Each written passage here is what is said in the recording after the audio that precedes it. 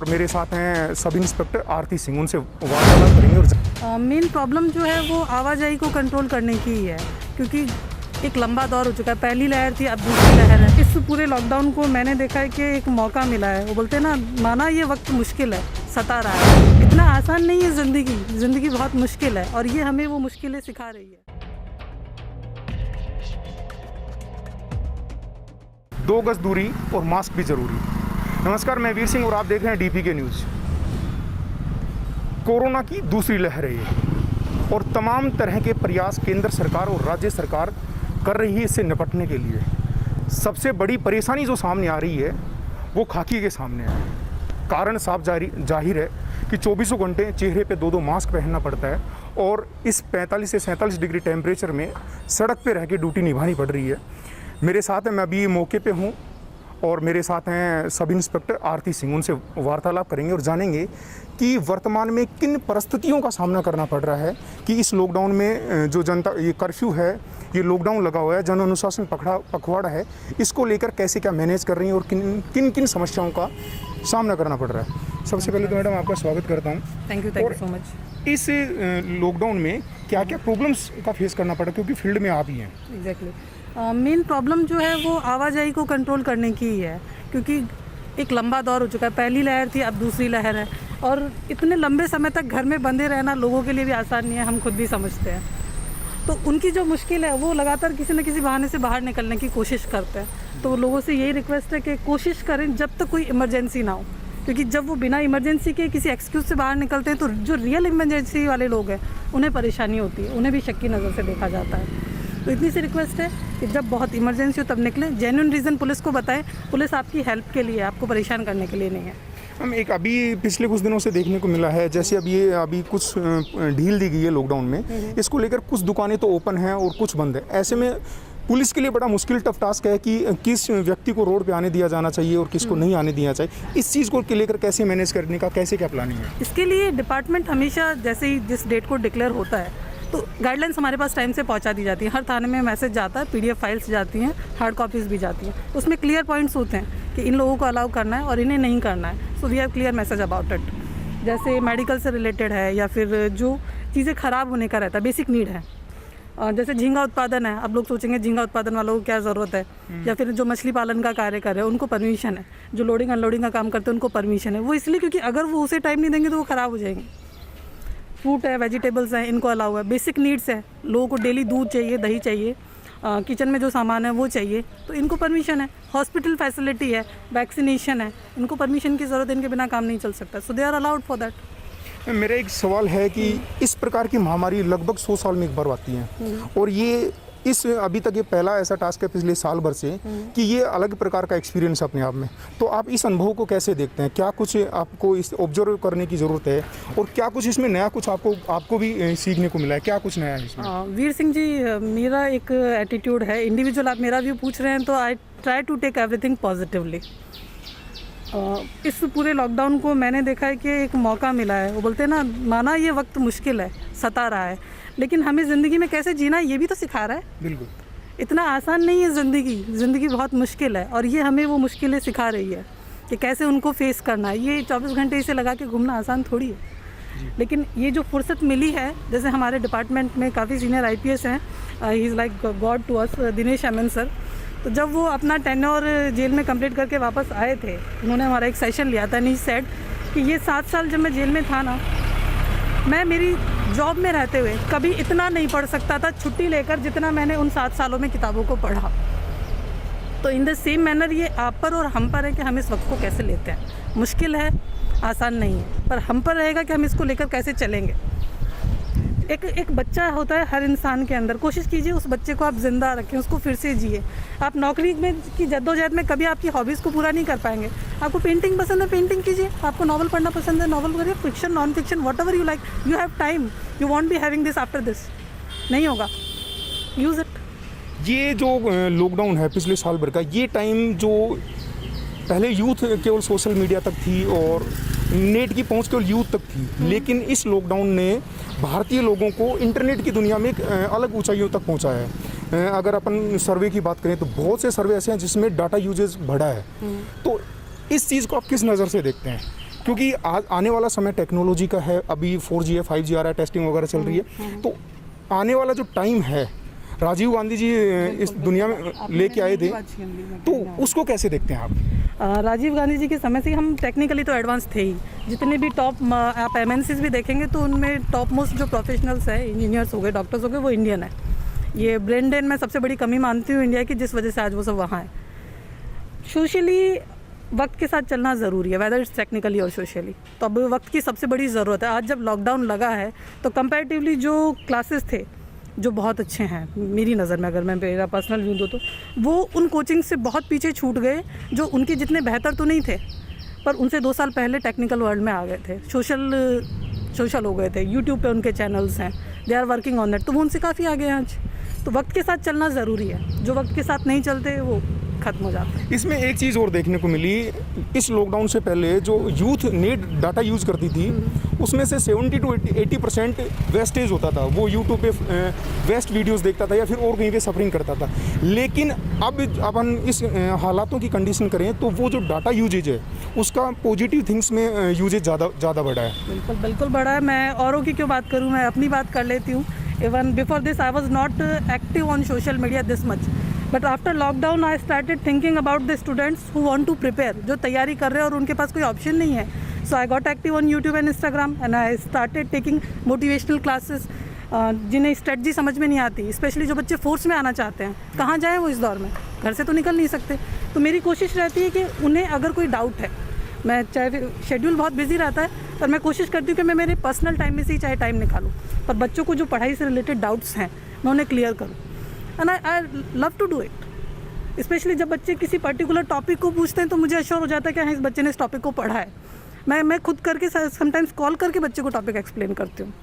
अब जब नेट का यूज़ करने लगे, ऑनलाइन सारा एजुकेशन हो गया, तो अपने गूगल के ऊपर इतना डाटा है, एक टॉपिक को लेकर बहुत से कंटेंट अवेलेबल हैं। अब स्टूडेंट उसमें कंफ्यूज हो जाता है कौन सा डाटा सही है, कौन से आंकड़े सही हैं और कौन से गलत हैं। इस चीज़ को लेकर आप एक स्टूडेंट्स को मोटिवेशन करते रहते हैं, उनके क्लास लेते हैं, तो ऐसे में उनको क्या कुछ सोचना चाहिए कि जो वो रीड कर रहे हैं, वो ऑब्जर्व कर रहे हैं, वो करेक्ट आंकड़े हैं या फिर करेक्ट जानकारी है? इसका कैसे क्या डिफाइन करें वो? जो नेट वर्ल्ड है इट्स एंडलेस। आज आपने एडिट कर दिया, मैंने एडिट कर दिया, दैट्स नॉट ऑथेंटिक, ये हम भी जानते हैं। तो हमें बेस बुक्स को तो लेकर चलना पड़ेगा, उनका कोई अल्टरनेटिव नहीं है वीर सिंह जी।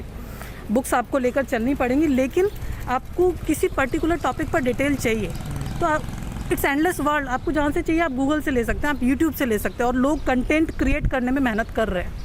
यूट्यूबर जितने भी हैं वो इतनी मेहनत कर रहे हैं कि वो उसमें कॉम्प्रोमाइज़ नहीं करते हैं। मैं सबकी गारंटी नहीं लेती, पर कुछ यूट्यूबर्स हैं वो बहुत अच्छे हैं। ऐसी कुछ क्लासेस हैं, they are doing really good.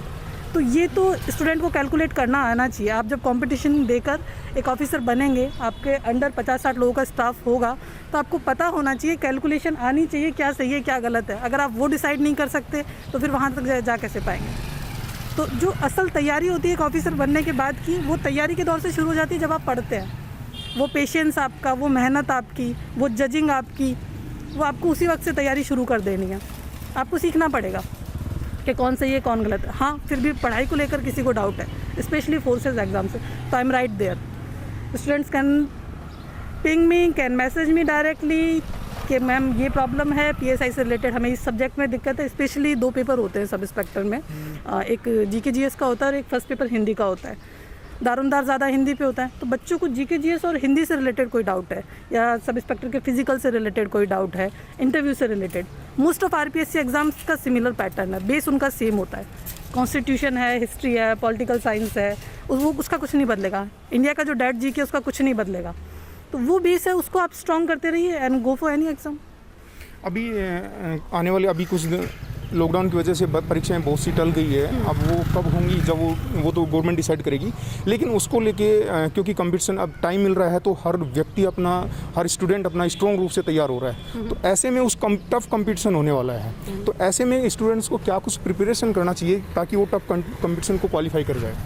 मैं यहाँ थोड़ी सी डिसएग्री हूँ आपसे कि कंपटीशन टफ नहीं होने वाला है।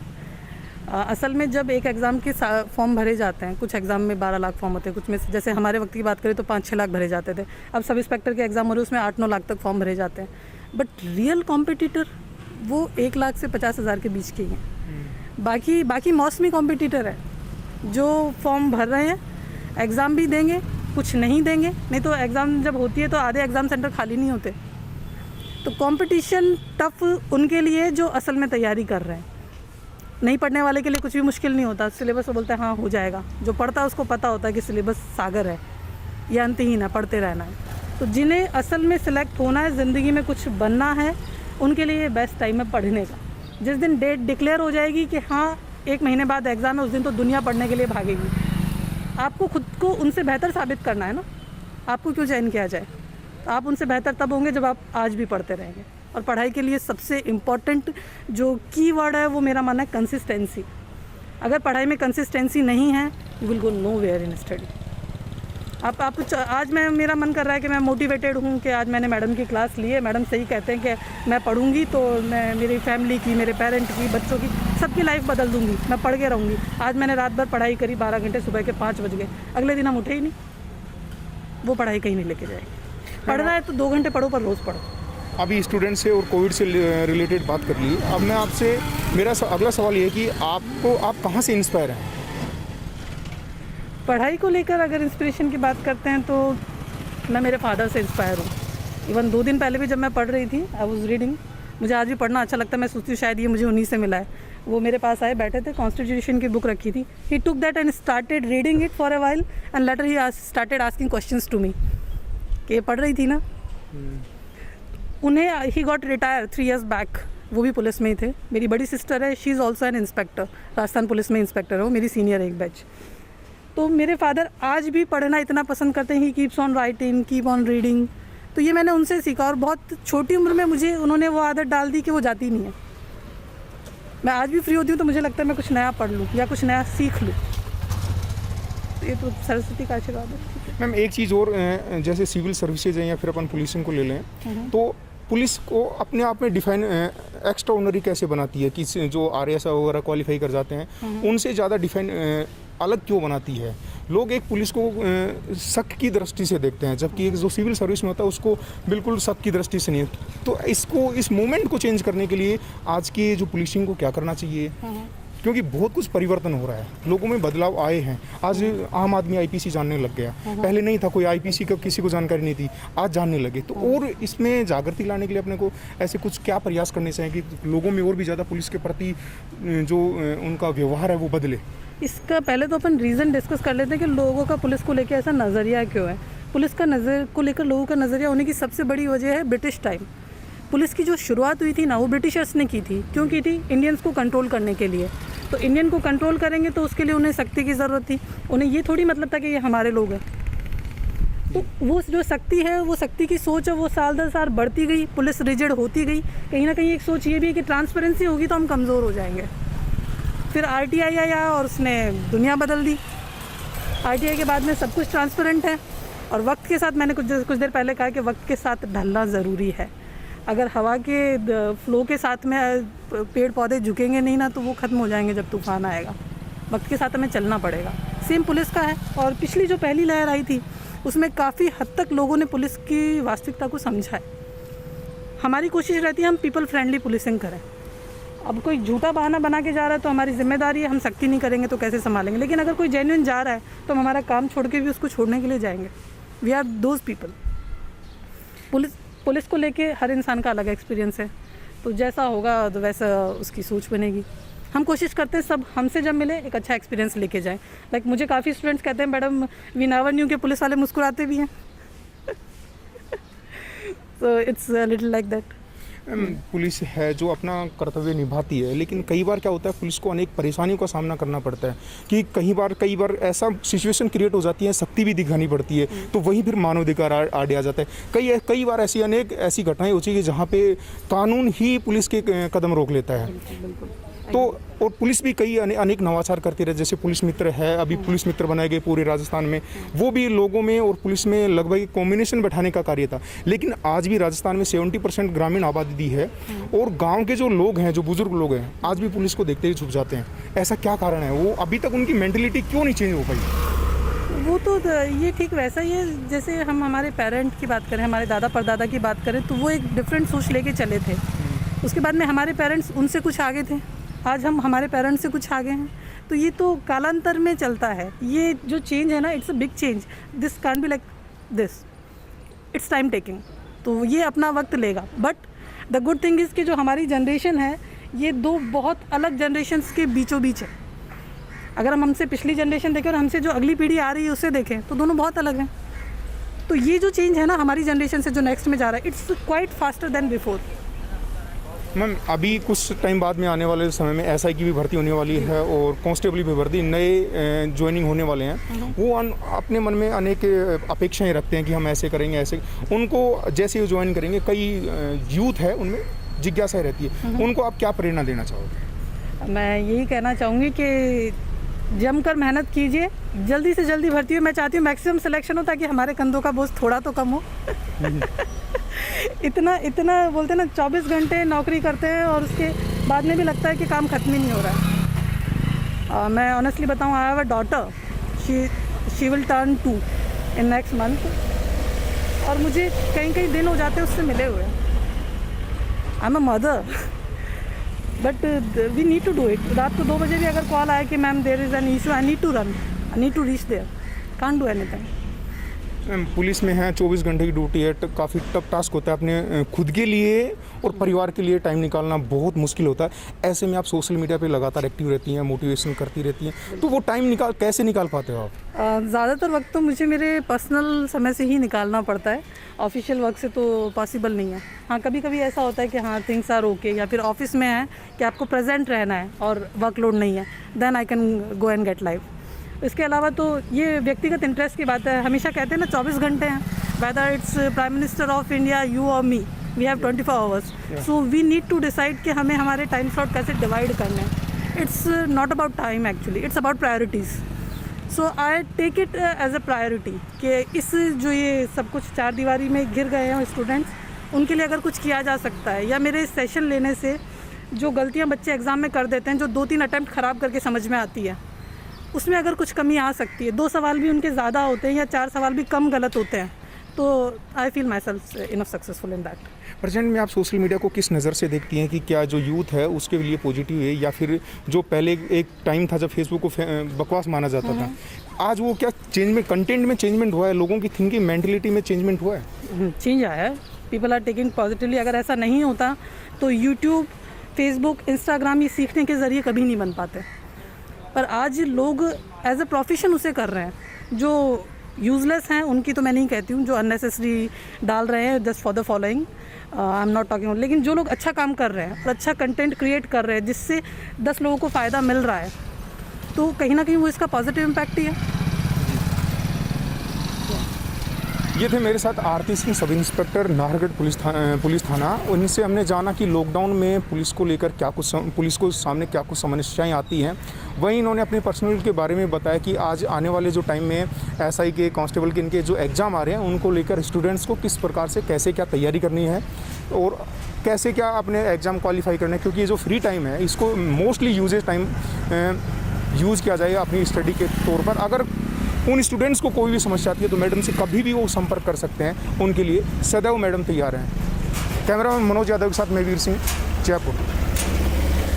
और मेरे साथ हैं सब इंस्पेक्टर आरती सिंह, उनसे वार्तालाप करेंगे।